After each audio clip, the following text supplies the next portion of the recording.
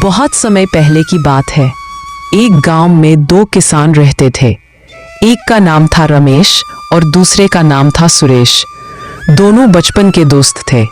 उनके बीच गहरी दोस्ती थी। रमेश एक बहुत ही मेहनती किसान था जो हर दिन सूरज उगने से पहले अपने खेतों में काम करता था।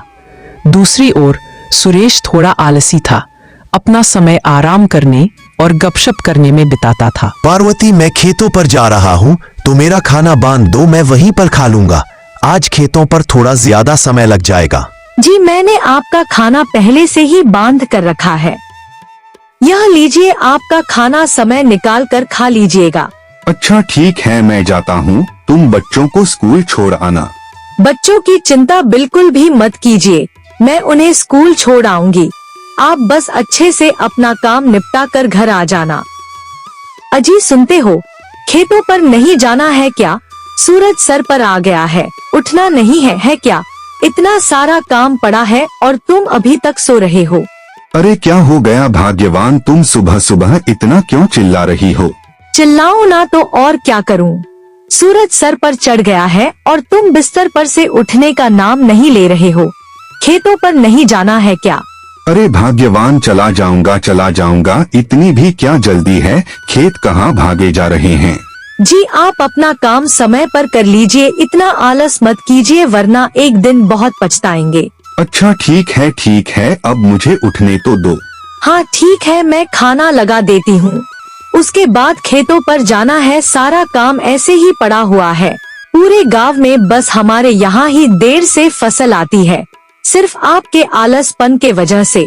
अब बस भी करो, सुबह से सुनाए जा रही हो। चला जाऊंगा, जा रहा हूँ नहाने।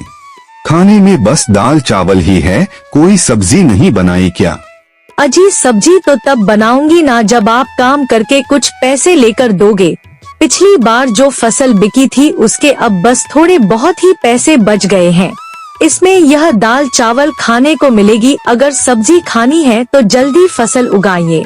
इसको बोलने से अच्छा तो मैं दाल चावल ही खा लेता।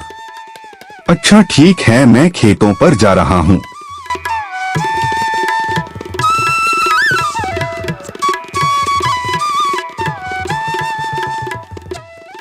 अरे राकेश भाई, पूरा खेत आज ही जोत डालोगे क्या? कुछ कल के लिए भी छोड़ दो।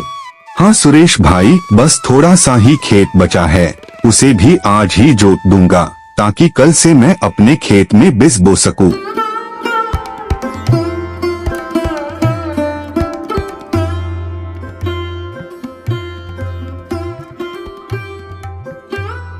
इतनी कड़ी धूप है, इतनी कड़ी धूप में तो बहुत मुश्किल होगा काम करना। एक काम करता हूँ, थोड़ी देर आराम कर लेता हूँ, फिर आराम से खेत जोतता हूँ। चलो अब थोड़ी सी जोताई कर लेते हैं।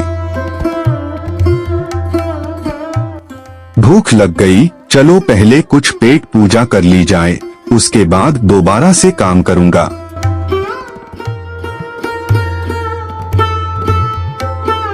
रमेश खाने का डब्बा लेकर बैठा ही था, तभी वहाँ एक साधु बाबा आ गए। अरे बेटा, बहुत भूख लगी है, कुछ खाने को मिलेगा क्या? साधु महाराज, आज मेरे पास ज्यादा कुछ खाने को नहीं है। यह मेरी पत्नी ने रोटी सब्जी और धनिया की चटनी बनाई है, खा लीजिए। यह रमेश के पास कौन आया है? कोई साधु महाराज मालूम होते हैं, चलो चल कर देखा जाए। प्रणाम साधु महाराज। खुश रहो बेटा, तुम्हारा कल्याण हो। महाराज, मैंने आपके लिए आसन लगा दिया है, आप यहाँ बैठकर खा लीजिए। पर बेटा, मैं तुम्हारा खाना खा लूंगा तो तुम क्या खाओगे?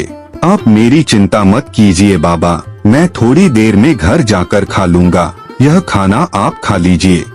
साधु महाराज, मेरी पत्नी ने भी खाना बनाया है, बहुत स्वादिष्ट खाना बनाती है, थोड़ा खाकर देखिए। मेरी भूख शांत करने के लिए तुम्हारा बहुत बहुत धन्यवाद। धन्यवाद की कोई जरूरत नहीं है बाबा, यह तो हमारा परम सौभाग्य है कि आपने अपनी सेवा करने का मौका हमें दिया। बाबा, आप तो बस हमें आशीर्वाद दीजिए कि इस बार हमारी फसल बहुत अच्छी हो और हमारे परिवार को सुख शांति मिले। तुम दोनों को मेरा आशीर्वाद। मेहनती किसान हमेशा सफल होता है, लेकिन आज मैं तुम्हें कुछ विशेष देना चाहता हूँ। साधु महाराज अपनी झोली में से कुछ छोटे छोटे बीज की पोटली निकालते हैं और उन्हें रमेश और सुरेश को देते हैं। साधु महाराज, यह किस चीज के हैं?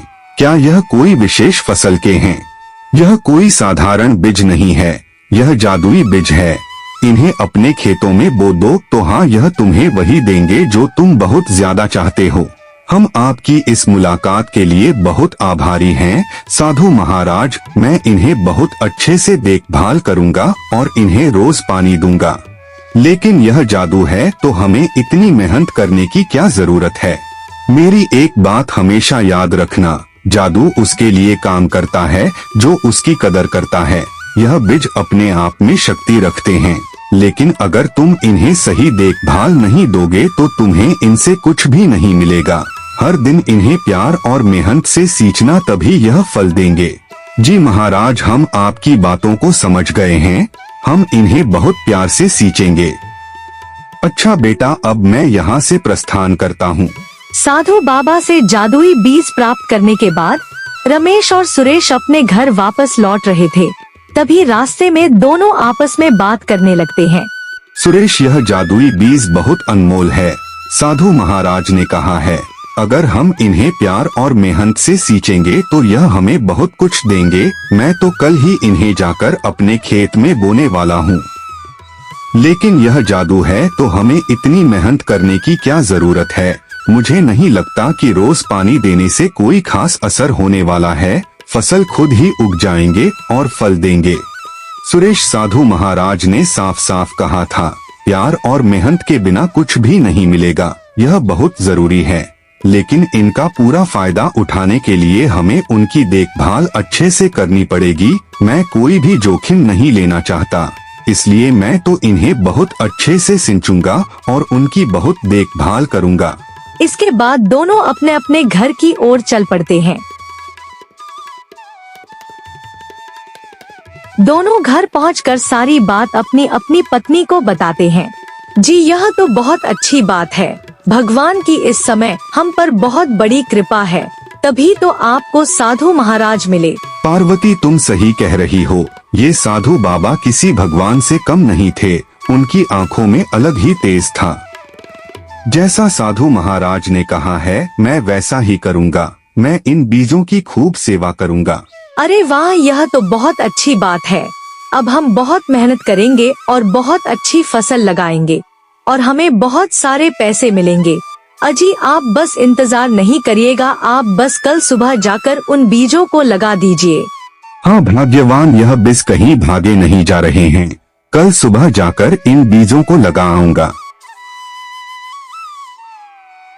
मैं आज खेत में ज्यादा समय बिताऊंगा। साधु बाबा ने जो मुझे जादुई बीज दिया है वह आज खेत में बोना है। मुझे लगता है अगर हम लोग इन बीजों की अच्छे से देखभाल करें तो हमें बहुत लाभ मिलेगा।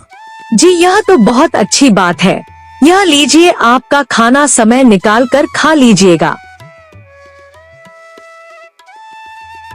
क्या आप अभी तक सो रहे हैं?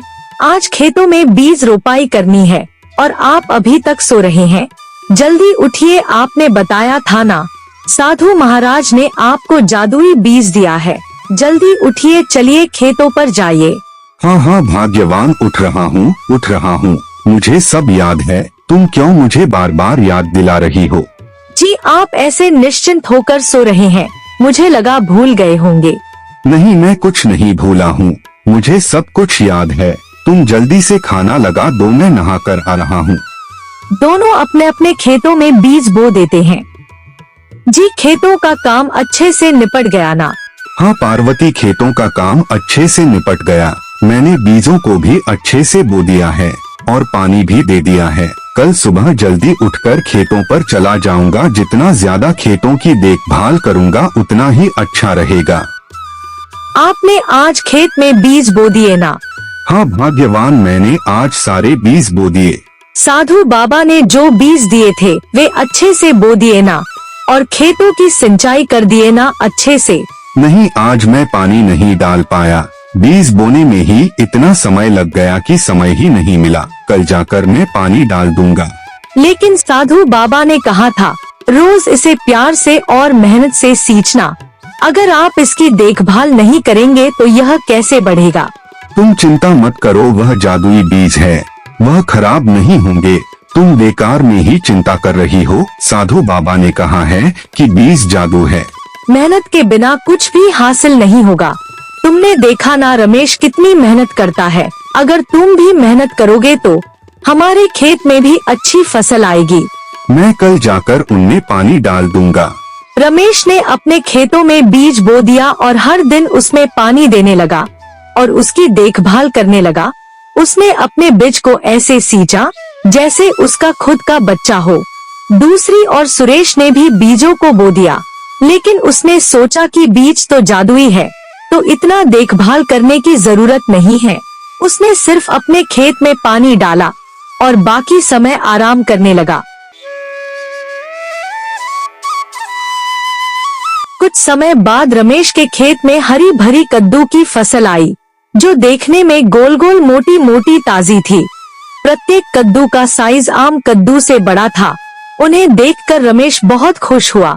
उसने यह बात जाकर अपनी पत्नी से बताई और वह भी बहुत खुश हुई। वह दोनों साथ में मिलकर कद्दू की फसल तोड़ने के लिए खेत में आए।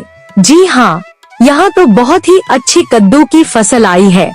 इतने बड़े कद्दू तो मैं आज तक नहीं देखी और यह देखने में भी कितने सुंदर लग रहे हैं। चलिए इन्हें जल्दी से तोड़ लेते हैं, फिर आप इन्हें बाजार में बेचना। दोनों कद्दू की फसल तोड़ने लगते हैं और देखते ही देखते उनकी टोकरी कद्दू से भर जाती है। जब उसकी पत्नी कद्दू के फसल की ओर देखती है तो जहाँ से उन्होंने कद्दू तोड़े थे वहाँ पर दोबारा से नए कद्दू लग जाते हैं। अरे रमेश जी, देखिए यह क्या हुआ। अभी हमने इन फसलों से इतने सारे कद्दू तोड़े, यह देखिए इनमें फिर से कद्दू आ गया। यह तो सच में जादुई बीज है। लगता है इनकी फसलें कभी खत्म नहीं होगी। हाँ पार्वती, यह बीज तो सच में जादू है। अभी तो हमने इतने सारे कद्दू तोड़े थे और फिर से उतने ही कद्दू आ गए। हाँ जी, हमारा तो भाग्य ही चमक गया। अब तो हम इन कद्दू को बेचकर बहुत सारे पैसे कमाएंगे। वहीं दूसरी ओर सुरेश के खेत में छोटे छोटे पौधे उगे थे और उनमें कोई फल नहीं आए थे। सुरेश अपने खेत में फसल को देखने के लिए पहुंचा तो अपने फसलों को देखकर उलझन में पड़ गया। अरे यह जादुई थे ना, फिर इनमें फसल क्यों नहीं आई? लगता है वह साधु महाराज ने हमें धोखा दिया है। हमसे झूठ बोला कि यह जादुई बीज है, जबकि यह तो कोई साधारण बीज है। तभी सुरेश की नजर रमेश की फसल पर जाती है। उसका खेत कद्दू की फसल से लहरा रहा था, जिसको देखकर सुरेश रमेश के पास आता है। तुम्हारी फसल इतनी अच्छी कैसे हुई? लगता है वह साधु महाराज ने मुझे नकली बीज दिया था और तुम्हें जादुई। दोस्त, साधु महाराज ने हमें जादुई बीज तो दिया था, लेकिन उन्होंने कहा था कि उसको प्यार और मेहनत से सींचना होगा। मैं हर दिन अपने खेतों में मेहनत की, पानी दिया, उसकी मिट्टी को ठीक किया और इस कारण मेरी फसल इतनी अच्छी और फलदार हुई है। और तुम्हें तो मैंने कभी खेतों में अच्छे से काम करते हुए देखा ही नहीं, तो शायद इसी वजह से तुम्हारी फसल इतनी अच्छी नहीं आई। सुरेश को अपनी गलती का एहसास होता है। अरे नहीं, यह मैंने क्या कर दिया? यह बीज तो सच में जादुई थे। मैंने इन पर सही से ध्यान नहीं दिया, इसलिए इन्होंने मुझे फल भी नहीं दिया।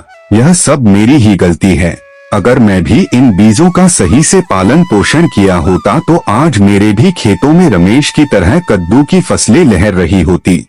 रमेश ने उन कद्दू को बेचकर बहुत पैसा कमाया। सुरेश को पछतावे के अलावा कुछ नहीं मिला। कहानी अच्छी लगी हो तो वीडियो को लाइक करके चैनल को सब्सक्राइब कर ले और एक प्यारा सा कमेंट जरूर करें।